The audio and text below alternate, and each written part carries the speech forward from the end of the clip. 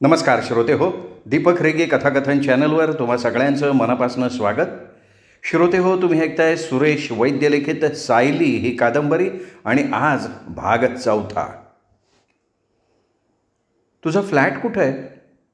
सायलीने रोहनकडे बघत विचारलं.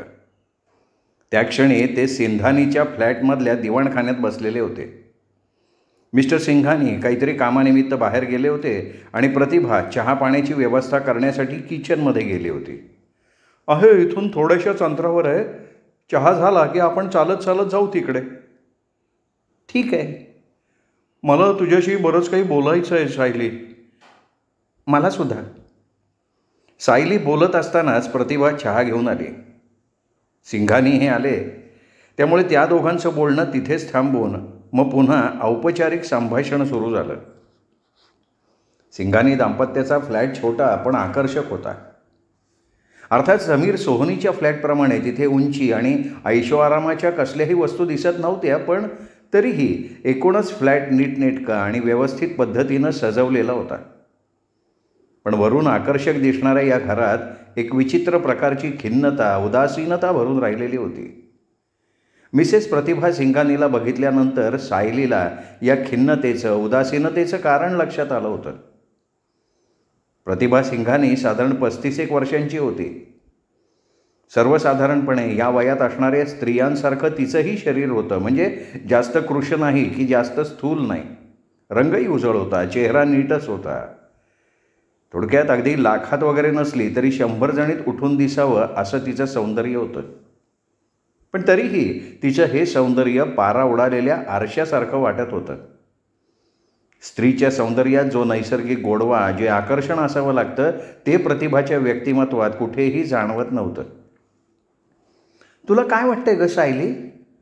प्रतिभा जणू आपली फार जुनी ओळख आहे अशा तऱ्हेनं तिचं नाव घेत म्हणाली. तू इथे राहू शकशील?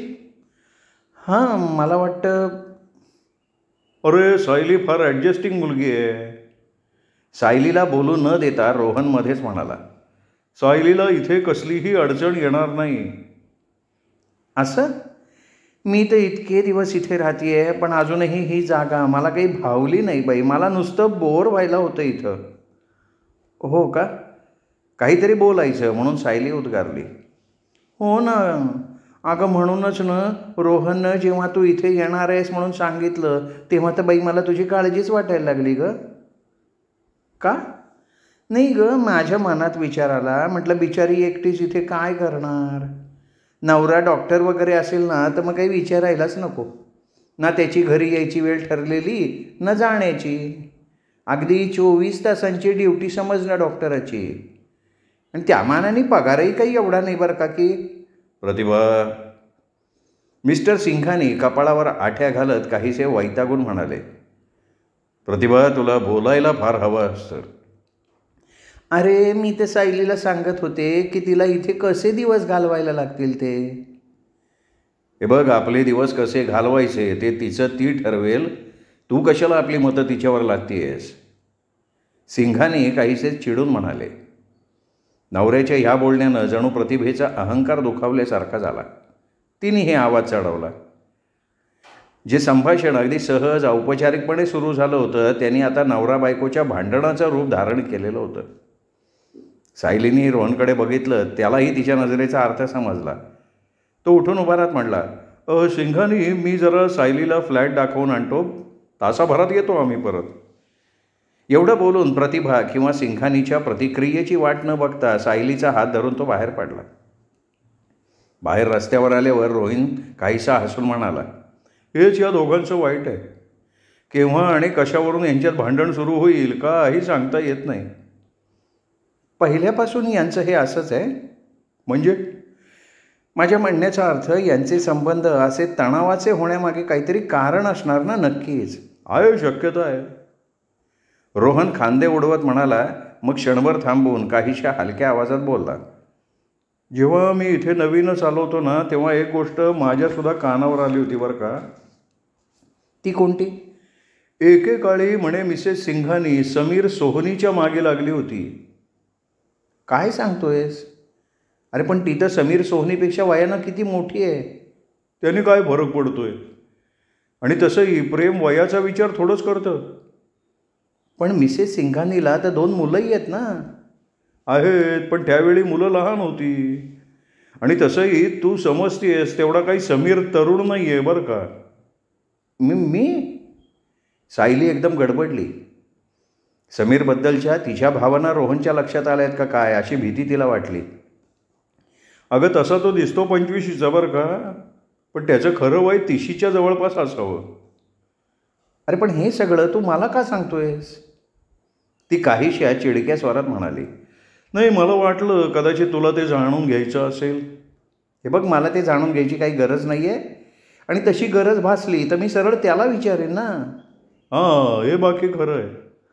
ती चिडली आहे हे लक्षात येताच रोहन हसून म्हणाला, तशी तू मोठी फटकळ आहेस याची मला कल्पना आहे. चांगलं आहे ना, जे मनात येतं ना ते मी बोलून टाकते. लपवाछपवी मला अजिबात नाही आवडत. म्हणून तर तू मला खूप आवडतेस सायली. माझं तुझ्यावर किती प्रेम आहे याची तुला कल्पना आहे. नाही ना, खरं तर आपलंही तुझ्यावर प्रेम आहे असं तिला म्हणायचं होतं, पण का कोण जाणे तसं काही बोलायची तिची इच्छाच झाली नाही. म्हणून केवळ एका शब्दात उत्तर देऊन ती गप्प झाली. काही हरकत नाही, एकदा आपलं लग्न होऊन जाऊ दे, मग मी ते सिद्धच करून दाखवीन, तो अगदी भावनावश स्वरात म्हणाला. त्याच्या ह्या बोलण्यावर मोहक हसून त्याच्याकडे बघावं असं तिला वाटलं, पण तिच्या ओठावर केवळ फिक्कट हास्यच उमटलं. रोहनच्याही ते लक्षात आलं असावं. तो म्हणाला, तू अजूनही थकलेली दिसतीयस. हो ना, माझंच चुकलं. तुला थोडा आराम करू द्यायला पाहिजे होता. फ्लॅट काय गं, आपण उद्यासुद्धा बघू शकलो असतो ना. जाऊ दे रे. सायली, तू खुश आहेस ना. अरे, मी तुझ्याकडे काही तक्रार केली का. नाही, पण मिसेस सिंघानीचं ते बोलणं. त्यांच्या बोलण्याचा माझ्यावर कसलाही परिणाम झालेला नाही आहे रोहन. हे बघ, ह्या असल्या क्षुल्लक गोष्टींना ना मी फारशी किंमत नाही देत. त्याची मला कल्पना आहे सायली. मग तू मला हे का विचारलं, आणि अशी शंका तुझ्या डोक्यात तरी कशी आली. हे बघ, असले काही शंका डोक्यात पुन्हा येणार नाहीत याची काळजी घे तू. सायलीचा स्वर काहीसा तीक्ष्ण झाला होता. आय प्रॉमिस, असं काही मी पुन्हा बोलणार नाही. रोहनचा आवाज काहीसा अपराधी झाला होता. आता मला सांग, मी 2 महिने राहण्यासाठी तुला दुसरं कोणी सापडलं नाही का. अगं खरं सांगायचं ना तर सिंघानीने मला तशी गळ घातली आणि त्याला मी नाही म्हणू शकलो नाही गं. पण मला वाटतं आहे बहुतेक मिसेस सिंघानीला ही गोष्ट आवडलेली दिसत नाही आहे. मलाही आता तसंच वाटतं आहे. तसं समीर सोहनीनी सुद्धा तुझ्या राहण्याची व्यवस्था करण्याचा प्रस्ताव मांडलेला होता. असं नकळत सायलीच्या शरीरातनं गोड झिणझिण्या उठल्या. मग त्यांना तू काय म्हणालास. अगं पण त्याआधी मी सिंघानीला शब्द दिला होता, त्यामुळे समीरची मला माफी मागायला लागली. हो. सायली मनातनं निराश झाली. आणि तसंही ना तो माणूस मला अजिबात आवडतच नाही. मला माहिती आहे ते, ती शांतपणे म्हणाली. हां, तुला कसं काय माहिती. रोहननं चकित नजरेनं तिच्याकडे बघितलं. अरे सोपं आहे ते. जेव्हा जेव्हा तू त्याचं नाव घेतोस ना त्यावेळी तुझ्या आवाजातनं तुझी नापसंती स्पष्टपणे लक्षात येते. फार बारीक नजर आहे तुझी. नशीब तेवढं तरी ओळखलंस. ती हलकेच हसत म्हणाली. अगं तुला नाही ओळखणार मी तर आणखीन कोणाला. तसा तूही त्याला फारसा आवडतोस असं वाटत नाही. सायली त्याच्याकडे एकटक नजरेनं बघत म्हणाली. खरं आहे ते, खरं आहे. आम्ही दोघंही एकमेकांचा तिरस्कार करतो. रोहन कपाळावर आठ्या घालत म्हणाला. जाऊ दे रे, मला काय करायचं आहे त्याच्याशी. नाही, त्याच्याशी आपल्याला काही देणं घेणं नाहीच आहे. आपलं जगच वेगळं आहे. रोहनच्या या बोलण्याशी आपणही सहमत व्हावं असं सायलीच्या मनात आलं, पण पुन्हा एकदा तसं करणं तिला शक्य झालं नाही. ती फक्त फिक्कट हसली. बोलता बोलताच ते रोहनच्या फ्लॅटमध्ये आले. हा फ्लॅटही सिंघानीच्या फ्लॅटसारखाच होता, फक्त ह्या क्षणी तो मोकळा असल्यामुळे काहीसा मोठा वाटत होता. हा आपला फ्लॅट आहे. आता हा सजवणं, तुला जे काही हवं नको ते बघणं हे तुझं काम आहे. यावर सायली काही बोलली नाही. चल आता परत निघूया. सिंघानी आपली वाट बघत असेल. उद्या परत येऊ, काय काय घ्यायचं ते ठरवू. चालेल. सिंघानीच्या घरी जायचं तुझ्या जीवावर येतंय याची मला कल्पना आहे सायली, पण काय करणार ना, इलाजच नाही आहे. आता जसं असेल तसं सांभाळून घेऊया. ठीक आहे रोहन, अरे 2 महिन्याचा तर प्रश्न आहे, तू नको काळजी करू, ती सहज स्वरात म्हणाली. खरं तर मनातनं ती कमालीची अस्वस्थ झाली होती. प्रयत्न करूनही रोहनच्या या पुनर्भेटीचा आनंद तिला होत नव्हता. किती बदलला होता तो 6 महिन्यात, इतका की तो तिला अनोळखी वाटायला लागला होता. त्याच्या तुलनेत सायलीला समीर खूप जवळचा वाटायला लागला होता. हा विचार मनात येतात ती स्वतःशी दचकल्यासारखी झाली. मोठ्या प्रयासाने तिने समीरचा विचार डोक्यातनं झटकला आणि आपलं सगळं लक्ष रोहनच्या बोलण्याकडे केंद्रित करण्याचा प्रयत्न केला. इथे आल्याचा तुला पश्चात्ताप तर होत नाही आहे ना सायली, रोहन तिला विचारत होता. नाही नाही नाही रोहन, अरे अशी शंकाही मनात आणू नकोस, तुझ्यासाठी तर मी इथे आली आहे ना. तिच्या ह्या उत्तरानं रोहनचा चेहरा उजळल्यासारखा झाला. नंतरच्या काही दिवसातच तिने आजूबाजूचं वातावरण चांगलं समजावून घेतलं, स्वतःला त्यात ॲडजस्ट करण्याचा प्रयत्न केला. सिंघानी कुटुंबियात शक्यतो ती कमीत कमी वेळ घालवत होती. सकाळी नाश्ता झाल्यावर ती सरळ रोहनच्या फ्लॅटवर यायची. फ्लॅट सजवण्याचं रोहननं सांगितलेलं काम हे निमित्त आयतं तिच्या हातात सापडलेलं होतं. मग दिवसभर स्वतःला काही ना काही कामात गुंतवून एकदम संध्याकाळीच ती सिंघानीच्या फ्लॅटवर परतायची. अशा प्रकारे स्वतःला ती प्रतिभा सिंघानीपासून जास्तीत जास्त लांब ठेवण्याचा प्रयत्न करत होती. अर्थात प्रतिभा सिंघानी तिला चांगली वागणूक देत नव्हती किंवा तिचा योग्य तो पाहुणचार करत नव्हती असं नाही, पण आपल्या आणि रोहनच्या गैरहजेरीत प्रतिभा आणि तिच्या मैत्रिणींमध्ये त्या दोघांचाच विषय चाललेला असावा असं सायलीला वाटत होतं आणि म्हणून ती स्वतः जाणीवपूर्वक स्वतःला दूर ठेवत होती. प्रतिभानं आपल्या मैत्रिणींशी सायलीची ओळख करून दिली होती, पण त्यातली एकही सायलीला मनापासून भावली नव्हती. त्या सगळेजणी साधारण प्रतिभाच्याच वयाच्या होत्या आणि आपलं घरदार सोडून शेजाऱ्या पाजाऱ्यांच्या उखाळ्या पाखाळ्या काढणं, इकडचं तिकडं आणि तिकडचं इकडं करणं हेच त्यांचं काम होतं. सायलीला या असल्या गोष्टीत काडी मात्र इंटरेस्ट नव्हता आणि ते तिला आवडतही नव्हतं.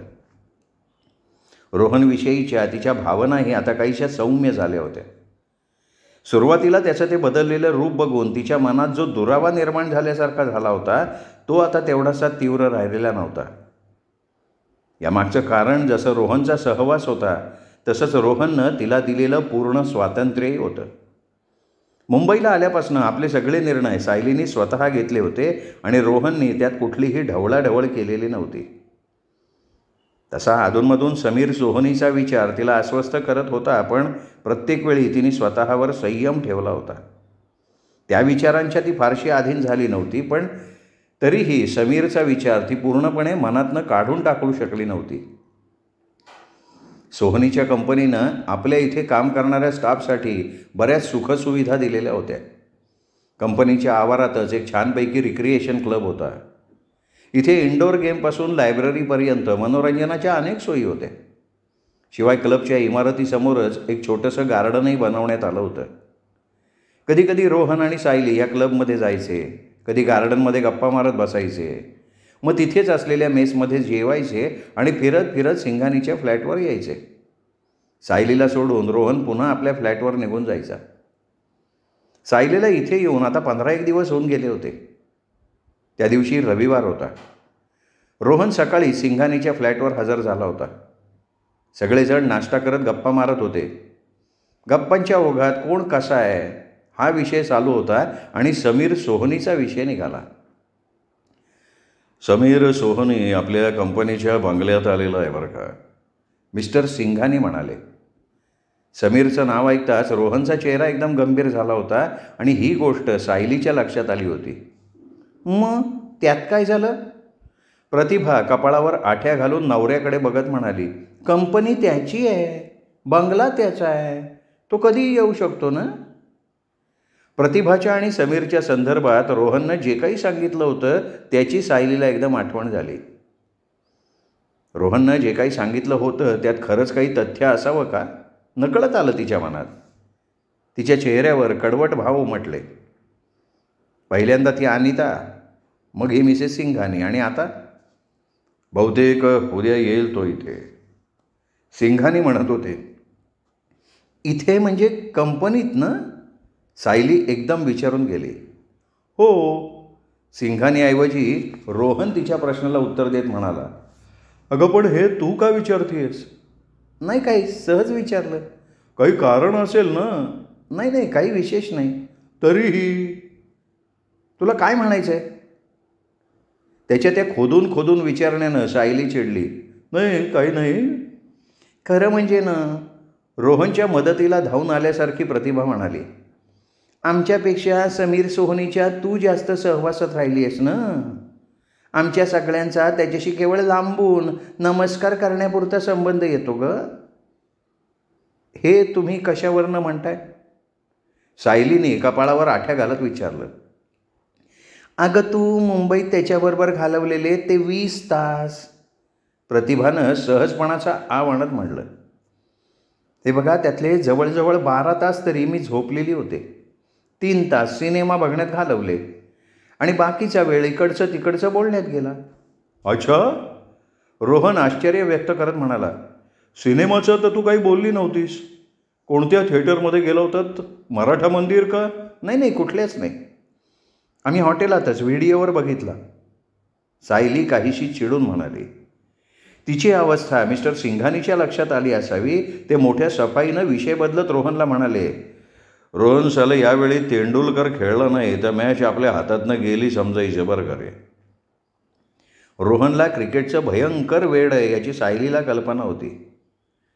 विषयाला कलाटणी दिल्याबद्दल तिने सिंघानींकडे बघत नजरेनं त्यांचे आभार मानले. रोहन आणि सिंघानी दोघंही क्रिकेटवर चर्चा करण्यात गढून गेले आणि अचानक निघालेला समीर सोहनीचा विषय मग बाजूला पडल्यासारखा झाला. पण प्रतिभाची उत्सुकता एवढ्या लवकर शांत होणाऱ्यातली नव्हती याची सायलीला कल्पना होती. आणि झालं की तसंच. वेळ मिळताच प्रतिभा आजूबाजूच्या मैत्रिणींना ही बातमी सांगून आली. दुपारच्या सुमाराला रोहन आपल्या फ्लॅटवर निघून गेला. सिंघानीही कुठेतरी बाहेर गेले. सायली दिवाणखान्यात एका कोपऱ्यात असलेल्या शिलाई मशीनवर काहीतरी शिवत होती. त्याचवेळी एक एक करून प्रतिभाच्या मैत्रिणी दिवाणखान्यात जमा होत होत्या. विषय होता अर्थात त्यांच्यात समीर परत आलाय. मिसेस बोसनं नव्यानं बातमी सांगितली. एकटाच आलाय? मिसेस बन्सलनं विचारलं. नाही ते काही समजलं नाही, प्रतिभा म्हणाली. किती दिवस राहणार आहे तो? नाही बाई काही कल्पना. सायली तू भेटलीस का ग त्याला?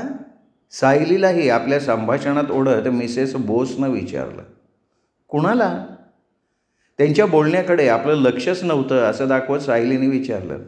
अगं समीर सोहनीला, मिसेस बन्सल म्हणाली. भेटली तर? सायलीनं काही बोलायच्या आधीच प्रतिभा डोळे उडवत म्हणाली. तोच तर गेला होता ना हिला स्टेशनवर आणायला. अगं बाई हो की, आम्ही विसरूनच गेलो होतो, सगळ्याजणी एका स्वरात म्हणाल्या.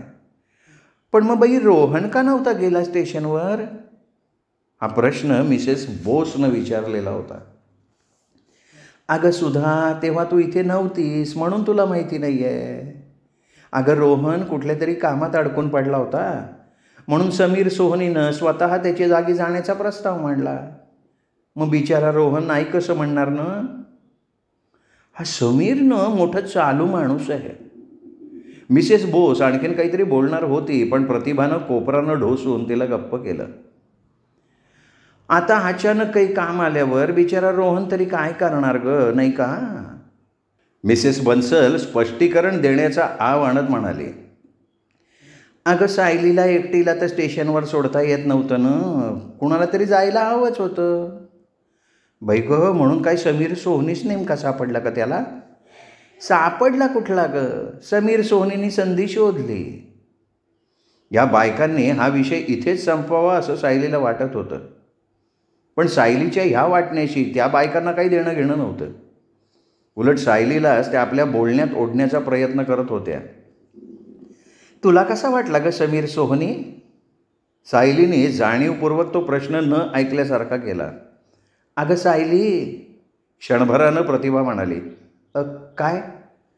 आता नाव घेऊनच हाक मारली म्हटल्यावर दुर्लक्ष करणं शक्यच नव्हतं.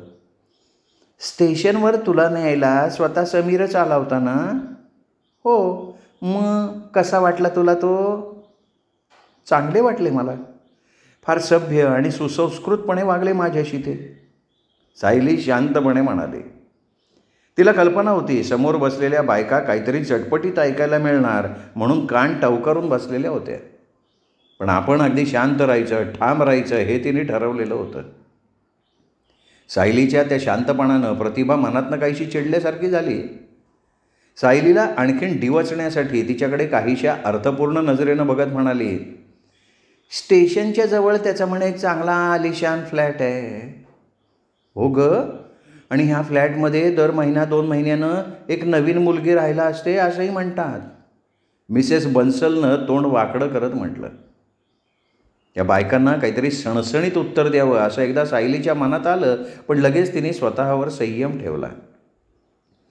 बायकांच्या बाबतीतलं त्याचं रेप्युटेशन फारसं चांगलं नाही आहे. मिसेस बोसच्या आवाजात कोल्ह्याला द्राक्ष आंबटचा भाव होता. नाही ते ठीक आहे, पण हे सगळं तुम्ही लोक मला का सांगताय? यावेळी मात्र चिडून सायलीने स्पष्ट शब्दात विचारलं. नाही का, नाही तसं काही विशेष नाही आहे. प्रतिभा एकदम गडबडली. सायलीकडून तिला या अशा प्रश्नाची अपेक्षा नव्हती. स्वतःला सावरत ती म्हणाली, खरं तर न आम्ही तुझ्याच भल्याचा विचार करतोय. माझं भलं? समीर सोहनीला माझ्या भल्या बुऱ्याशी काय देणं घेणं आहे? खरं सांगायचं ना सायली, तर तू खूप सुंदर आहेस आणि समीर. मिसेस बन्सल बोलता बोलता गप्प झाली. मिसेस बन्सलला काय म्हणायचं आहे हे सायलीच्या लक्षात आलं. आता आणखीन तिथे थांबणं तिच्या जीवावर आलं. या बायका आणखीन किती खालच्या पातळीवर उतरतील याची तिला कल्पना करवेना. मशीन बंद करून उठत ती प्रतिभाला उद्देशून म्हणाली, प्रतिभाताई, हे काम मी नंतर करीन ना. ठीक आहे. प्रतिभा दोन्ही खांदे उडवत काहीशा नाराजीच्या स्वरात म्हणाली. सायली कोणाकडेही न बघता बाहेर पडली. बाहेरच्या मोकळ्या हवेत येताच तिने एक दीर्घ निश्वास सोडला, मनावरचं दडपण बाजूला झाल्यासारखा. अर्थात म्हणूनच पुन्हा परत आत जाण्याचा विचार तिच्या मनात आला नाही. ती तशीच चालत राहिली, विचारात हरवून गेल्यासारखी. श्रोते हो, हा होता सुरेश वैद्य लिखित सायली या कादंबरीचा 4था भाग. 5वा भाग उद्या. पण तत्पूर्वी तुम्ही अजूनपर्यंत जर चॅनल सबस्क्राईब केलेला नसेल, तुम्ही जर चॅनल सबस्क्राईब करू शकला नसाल तर आत्ता वरती जो माझा फोटो दिसतोय या फोटोला क्लिक करा आणि चॅनल सबस्क्राईब करा. एवढीच विनंती करतो आणि थांबतो. भेटूयात उद्या 5व्या भागासह.